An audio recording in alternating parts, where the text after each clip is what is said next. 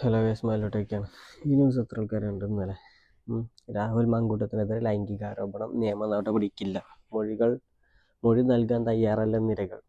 അതായത് കേസ് എന്താണല്ലോ, അതായത് രാഹുൽ മാങ്കൂട്ടം റേപ്പ് ചെയ്യാൻ ശ്രമിച്ചില്ലെങ്കിൽ പീഡിപ്പിച്ചു, അതല്ലെങ്കിൽ ഗർഭചിത്രം ചെയ്യാൻ നിർബന്ധിപ്പിച്ചു, ആ യുവതികളോട് ലൈംഗിക ബന്ധത്തിൽ ഏർപ്പെടുന്നതിന് ശേഷം അവരെ കല്യാണം കഴിക്കാമെന്ന് പറഞ്ഞിട്ട് അത് പിന്നെ ബന്ധം ഒഴിഞ്ഞു മാറ്റിയെന്ന് പറഞ്ഞിട്ട് 2-3 യുവതികൾ കൊടുത്ത ആരോപണം ഉന്നയിച്ചതിൻ്റെ പേരിലാണ് രാഹുൽ മാങ്കൂട്ടത്തിനെതിരെ ഒരു ഇഷ്യൂ, ലൈംഗിക ആരോപണം ഉണ്ടായി വന്നതൊക്കെ. ആ ഒരു ടൈമിൽ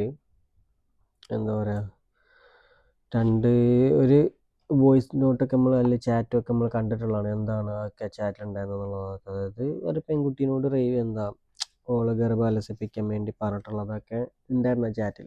അതേപോലെ വേറൊരു ട്രാൻസ്ജെൻഡർ യുവതി, ആ യുവതി ഒരു CPM പാർട്ടി അനുഭാവിയാണ്, CPM അംഗവും കൂടിയാണ്. ഓക്കെ. അതേപോലെ വേറൊരു പെൺകുട്ടി ഉണ്ടായിരുന്നു, ഓള് CPMൻ്റെ ആളാണ്. പിന്നെ വേറൊരു കുട്ടി BJP ഒരു അനുഭവം കൂടിയാണ്. അപ്പം അത് ആ ഒരു സമയത്ത് നമ്മൾ പറഞ്ഞിട്ടുണ്ടായിരുന്ന ഒരു കാര്യമാണ്, ഇത് ഒന്നെങ്കിൽ ഒരു പാർട്ടി ഗൂഢാലോചനയാകും. ഓക്കെ. അറിയാലോ, രാഹുൽ മാങ്കൂട്ടം പാലക്കാട് നിന്ന് ജയിച്ചതാണ്. പാലക്കാടിൻ്റെ MP ആണ് ആര്? ശ്രീകണ്ഠൻ.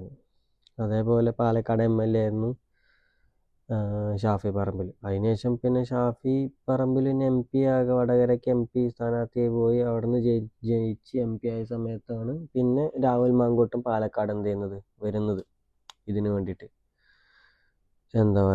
MLA സീറ്റിന് മത്സരിക്കാൻ വേണ്ടി വന്ന് MLA ആയി. അപ്പോൾ ആ ഒരു സമയത്ത് ഡോക്ടർ സരീനാണ് CPM എന്ന് വിട്ട് കോൺഗ്രസ് വിട്ട് പോയി പാലക്കാട് നിന്ന് ജയിച്ചത്, CPM മത്സരിച്ചത്.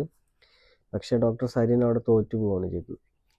എനിക്ക് തോന്നുന്നത് ഇതൊരു പാർട്ടി ഗൂഢാലോചനയാണെന്ന്. അതേപോലെ തന്നെ വേറൊരു ന്യൂസ് വന്നിട്ടുണ്ടായിരുന്നു, രാഹുൽ മാങ്കൂട്ടത്തിനെതിരെ പാർട്ടിക്കുള്ളിൽ തന്നെ, അതായത് കോൺഗ്രസ് പാർട്ടിക്കുള്ളിൽ തന്നെ ഗൂഢാലോചന നടന്നു, VD സതീശൻ്റെയൊക്കെ പങ്ക് അന്വേഷിക്കണം എന്ന് പറഞ്ഞിട്ട് ഒരു ന്യൂസ് ഞാൻ കണ്ടിട്ടുണ്ടായിരുന്നു. ഒന്നെങ്കിൽ ഇത് കോൺഗ്രസിൻ്റെ ഉള്ളിൽ നിന്ന് തന്നെയുള്ളൊരു ഇതാവാനുള്ളൊരു ചാൻസ് കുറവാണ്. കാരണം അങ്ങനെ രാഹുലിനെ ഒതുക്കേണ്ട ഒരാവശ്യം പാർട്ടിക്കില്ല എന്നാണ് ഞാൻ മനസ്സിലാക്കുന്നത്. കാരണം ആളൊരു മന്ത്രിസ്ഥാനമാണെന്നൊന്നും പറഞ്ഞിട്ടൊന്നുമില്ല. ഓക്കെ. അവർ MLA ആയി. ഇനിയിപ്പോൾ അടുത്തതിലൊരു കോൺഗ്രസ് കയറി കഴിഞ്ഞാൽ തന്നെ MLA ആയിട്ട് തന്നെ ഇരിക്കേണ്ട ആളൊരു മന്ത്രിയാകുമെന്ന് എനിക്ക് തോന്നുന്നില്ല. എന്താണെങ്കിലും ഇരകളിപ്പം മൊഴി നൽകാൻ തയ്യാറല്ല എന്നാണ്. ഒന്നെങ്കിൽ പാർട്ടി പ്രഷറാകാം, അതല്ലെങ്കിൽ കൊടുത്ത ന്യൂസൊക്കെ ഫേക്ക് ആവും. എന്താണെങ്കിലും നമുക്ക് വെയിറ്റ് ചെയ്യാം ഇതിൻ്റെ അവസാനം എന്താണെന്നുള്ളത്. പുതിയൊരു വീഡിയോ ആയിട്ട് നാളെ കാണാം. ചാനൽ ഇഷ്ടപ്പെടുന്നു.